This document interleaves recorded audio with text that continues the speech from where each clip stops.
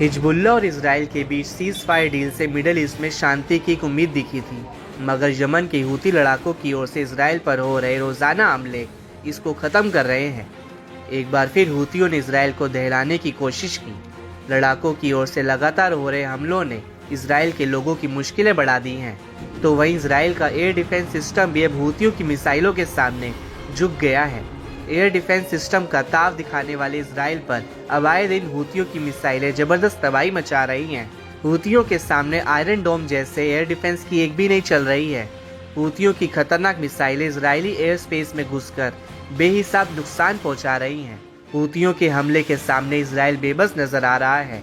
एक बार फिर हूती लड़ाकों ने अपनी मिसाइल ताकत से इसराइल को डराया।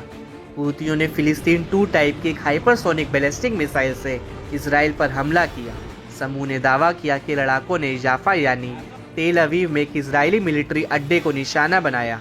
हूतियों के प्रवक्ता ब्रिगेडियर जनरल याह्या सारी ने खुलासा किया कि मिसाइल ने अपने सटीक टारगेट को हासिल कर लिया है। इससे इसराइल को बड़े पैमाने पर नुकसान पहुंचा है। इतना ही नहीं, हूतियों के लगातार हमले ने ये जताने की कोशिश की है कि प्रतिरोध का गुस्सा अभी ठंडा नहीं पड़ा है।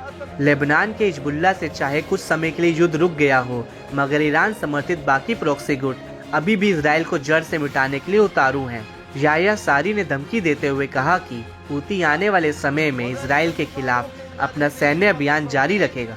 हूती लड़ाके इससे भी तेज और खतरनाक तरीके से इसराइल को चोट पहुंचाते रहेंगे। हूतियों की ताकत को इसराइल कम करके आंक नहीं सकता है। जब तक गाजा पर इसराइल के हमले बंद नहीं हो जाते हैं, तब तक यमन के हूती विद्रोही इसराइल पर हमलों की बौछार करते रहेंगे।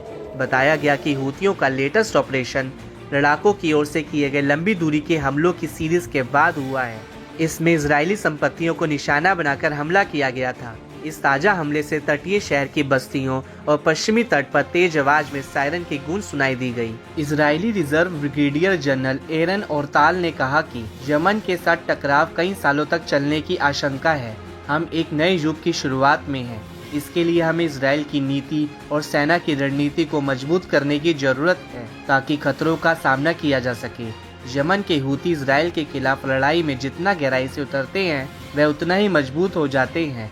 हूती अभी भी इसराइल के खिलाफ युद्ध के मैदान में हैं, जबकि बाकी प्रॉक्सी गुट अभी कम एक्टिव हैं। इसका मतलब है कि सिर्फ हूती ही हैं जो इसराइल के खिलाफ लड़ाई जारी रखे हुए हैं। एक आंकड़े की माने तो हूती लड़ाकों ने अब तक इसराइल पर 200 से ज्यादा मिसाइलें और 170 ड्रोन दाग दिए हैं। इजरायली नेता हूतियों के खतरे से निपटने का वादा कर रहे हैं। नेतन्याहू ने चेतावनी दी है कि इजराइल हूतियों के खिलाफ उसी ताकत से कार्रवाई करेगा जिस ताकत के साथ उसने ईरान के दूसरे प्रॉक्सी गुटों के खिलाफ कार्रवाई की थी। इजरायली रक्षा मंत्री ने कहा कि इजराइल हूती नेताओं को निशाना बनाना शुरू कर देगा। एक इजरायली अधिकारी ने द टाइम्स ऑफ इसराइल को बताया कि जब हूती इसराइल पर हमला करना जारी रखते हैं, तो वह एक बड़ी गलती कर रहे हैं।